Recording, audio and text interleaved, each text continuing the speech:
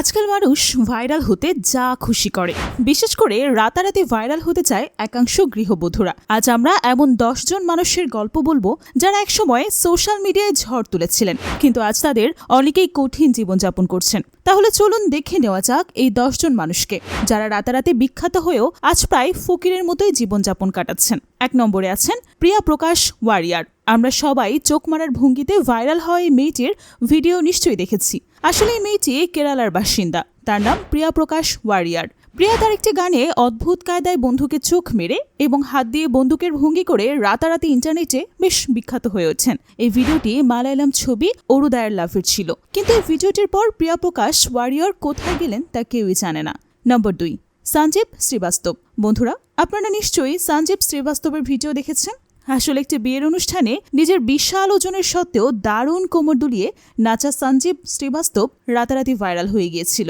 সে সময় তার অদ্ভুত নাচের ভিডিও চারদিকে দ্রুত ছড়িয়ে পড়েছিল। তিনি এতটাই ভাইরাল হয়েছিলেন যে অভিনেতা গোবিন্দের সঙ্গেও তার নাচের সুযোগ হয়েছিল, কিন্তু আজ তিনি কোথায় তা কেউই জানেন না। 3 নম্বর, বাবাকা থাবা। একসময় বাবাকা থাবার মালিক বাবা বেশ ভাইরাল হয়েছিল। একজন ইউটিউবার তার ইউটিউব চ্যানেলে বাবার একটি ভিডিও আপলোড করেছিলেন, যার পর বাবার করুণ অবস্থা দেখে মানুষ তাকে অনেক সাহায্য করেছিল। কিন্তু বাবার কাছে যখন কিছু টাকা আসে, তিনি সেই ইউটিউবারকে চোখ দেখানো শুরু করেন।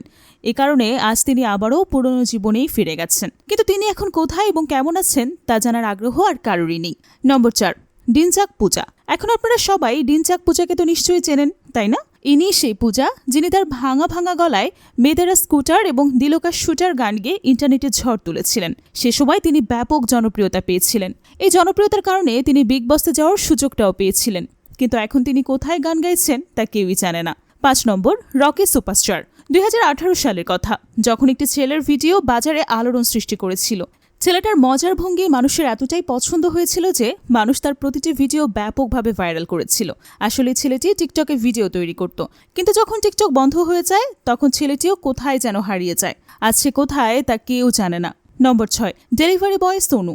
2020 সালে ডেলিভারি বয় সোনু বেশ আলোচনায় আসেন। কেউ সোনুকে জোম্যাটো সম্পর্কে অনেক প্রশ্ন করেছিলেন, যার উত্তরে সোনু জবাব দিয়েছিলেন। সোনুর হাসার ভঙ্গি মানুষের খুব পছন্দ হয়েছিল তখন, এবং মানুষ তাকে হেসে হেসে জবাব দেওয়াটার জন্যই ভাইরাল করেছিল।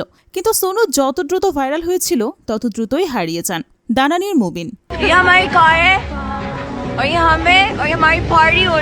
হ্যাঁ, এই সংলাপটি তো নিশ্চয়ই শুনেছেন। এই সংলাপের কারণে রাতারাতি বিখ্যাত হয়েছিল পাকিস্তানি মেয়ে দানানির মুবিন। সে সময় ভিডিওটি এতটাই ভাইরাল হয়েছিল যে মানুষ এরপর রিমিক্স তৈরি করা শুরু করেছিল, কিন্তু এই একটি ভিডিওর পর দানানি আর কখনোই আলোচনায় আসেননি। নম্বর 8, ভুবন বাদ্যকর। বন্ধুরা, আপনারা সবাই কাঁচা বাদাম গানটি তো শুনেছেন। এই গানটি গেয়েছিলেন ভুবন বাদ্যকর। জানিয়ে রাখি, ভুবন খুবই গরিব পরিবার থেকে এসেছিলেন এবং জীবিকা নির্বাহের জন্য তিনি বাদাম বিক্রি করতেন। একবার বাদাম বিক্রি করতে করতে তিনি এই গানটি গাইছিলেন এবং তার কেউ ভিডিওটি ভাইরাল করে দিয়েছিল। তখন থেকেই তার ভাগ্য রাতারাতি বদলে যায় এবং তিনি তারকা হয়ে ওঠেন, কিন্তু আজ তিনি কোথায় এবং কেমন আছেন তা কেউই বলতে পারে না। নম্বর 9, রানু মণ্ডল। বন্ধুরা, আপনারা রানু মণ্ডলকে তো সবাই চেনেন। একসময় রানু মণ্ডল স্টেশনে বসে গান গাইতেন, যার বিনিময়ে তিনি 5 থেকে 10 টাকা পেতেন। তখনই একজন ছেলে তার ভিডিও তৈরি করে সোশ্যাল মিডিয়ায় পোস্ট করে দেয়, আর তারপর কি হয়েছিল তা আপনাদের সবারই জানা। রানু মণ্ডল রাতারাতি তারকা হয়ে যান, যার পর বলিউডের জনপ্রিয় গায়ক হিমেশ রেশমিয়া তাকে নিজের সাথে গান গাওয়ার জন্য সুযোগ করে দেন, কিন্তু আনফর্চুনেটলি রানু মণ্ডল তার জনপ্রিয়তা ধরে রাখতে পারেননি।